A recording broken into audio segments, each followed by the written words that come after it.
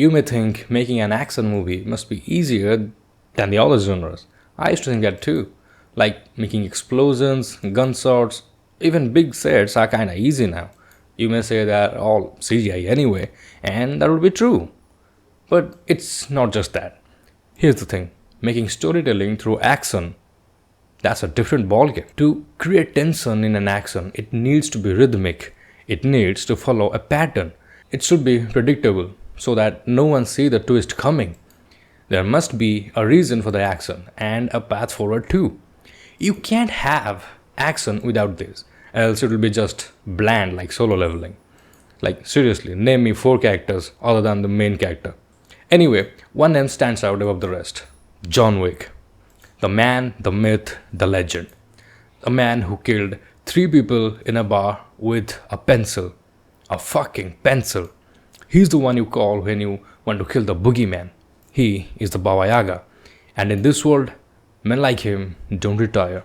Certainly not Baba Yaga. So, when John Wick dreams of becoming a normal human again, he has to come to the terms with the brutal truth that this life will never let him go. And when the world decides to test that, well, the world learns what happens to the people who come after the Baba Yaga. Now I needed to dramatize the lore of John Wick. You can't blame me for that. Anyway, the problem here is which one of the John Wick movies to choose here.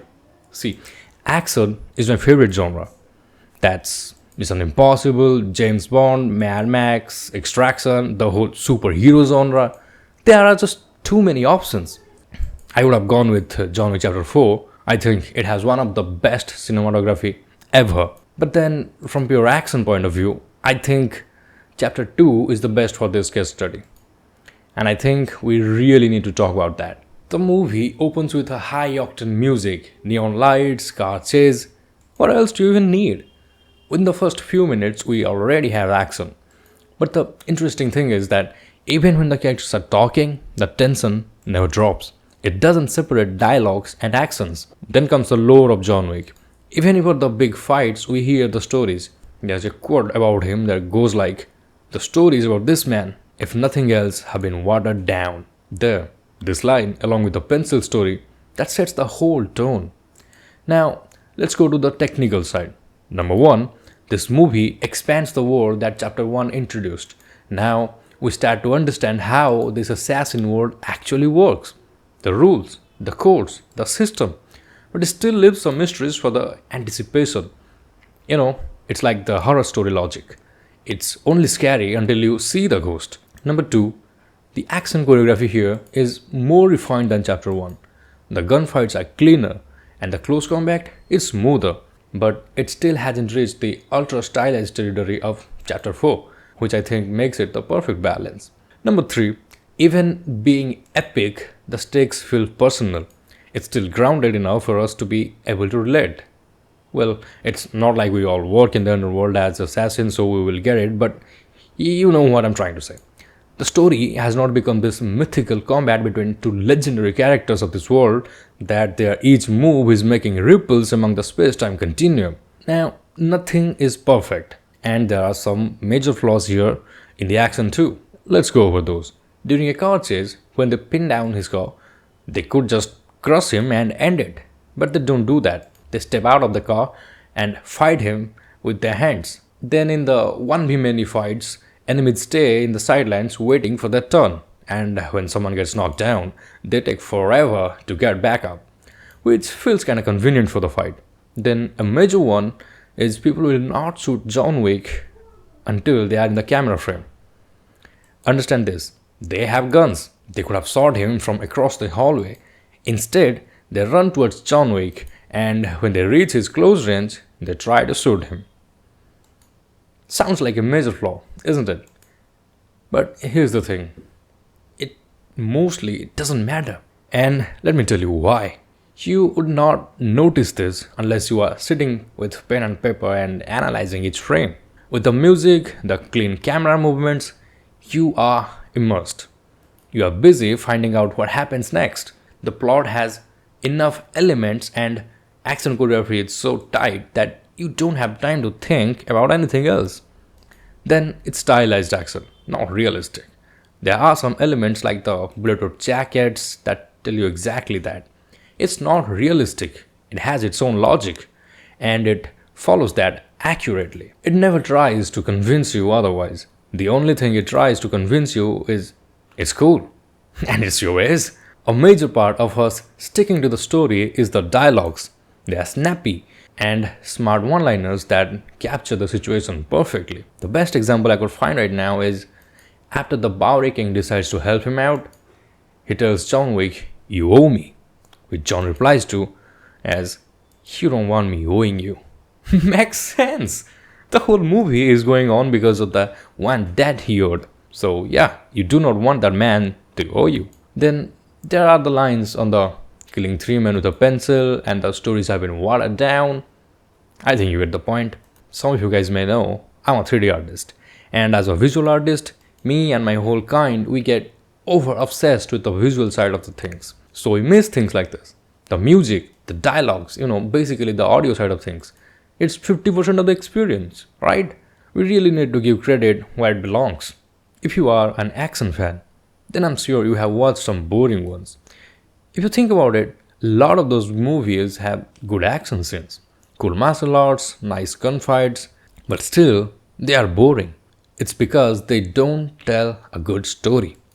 Watching two people fight is fun for a minute, but it gets super dragged after 10 to 15 minutes. We need a path, and the action should lead it. When we have our main character just fight and then some other character explains the plot, it gets boring. Here the plot is pretty simple with a couple of twists, and John Wick has a pretty clear goal. Everything he does is to clear that goal. He takes fights to clear the path. In his mission, the fights become obstacles. He is not here to enjoy a duel, just needs to complete the mission. And by doing this, the movie makes its already simple plot really engaging. So in this movie, a lot of scenes are like wallpapers. Sure, but it's not just the spectacles.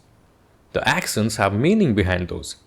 Again, the plot is explored through the fights, not the other way around. Even though it's stylized, it's still relatable and grounded. They don't try to be superhuman strong or smart. John Wick actually takes damage. He slows down, pants, and bleeds. He needs help from other people. That struggle and exhaustion makes everything feel more real. That's why I'm a big believer in just spectacles worth nothing. So, after breaking down all of this, what exactly makes John Wick's action one of the best? Let's talk about that. Most action films treat action like separate set pieces. You wait, then an action scene happens, then the movie explains again. John Wick doesn't work like that. The movie is constantly moving. It starts with a chase, then the tension continues through the conversations. Even the dialogue scenes carry the same tension. You never feel like the movie has stopped, it just shifts gears. That momentum makes the movie what it is. Second, the plot pacing is extremely controlled. The story itself is simple. It's basically a revenge and survival story. But the movie knows exactly when to push the action and when to slow it down. The first few minutes hook you with pure action. Then the film shifts into world building. We learn the rules of the assassin world, the codes, the markers, the consequences, everything. And then, once everything is established, the movie unleashes chaos again. It's a perfect rhythm. Action, explanation, tension, then explosion. And because the pacing is so clean, the movie never feels slow, even when it does get slower. Then third, the dialogues build the myth. Most action movies use dialogues just to move the plot. Here, they use the dialogues to build the legend. These lines are simple, but they make John Wick feel bigger than life.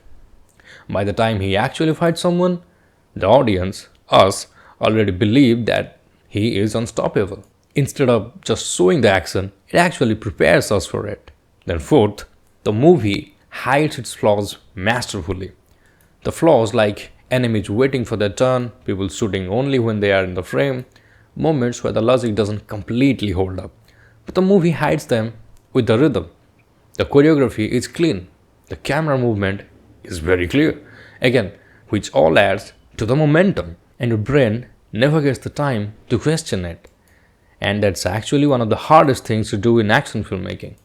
It's not making more realistic fights, but making it feel believable while being stylized. And finally, the action always serves the story. John Wick doesn't fight just because the movie needs action. He fights for his survival. He fights to escape. He fights to complete the mission. Every bullet has a purpose and it pushes the story forward, which is why the fights never feel repetitive. Even though the movie is basically 2 hours of John Wick killing people. And when you combine all of this, the momentum, controlled pacing, awesomely written dialogues, and the precise choreography that actually hides all the flaws. And then you get a cult classic. That's why John Wick isn't just a good action movie. If you think about it, it's a blueprint. And that's why for our generation, this might be the best action franchise we have. So yeah, that's it for today and I'll see you next time.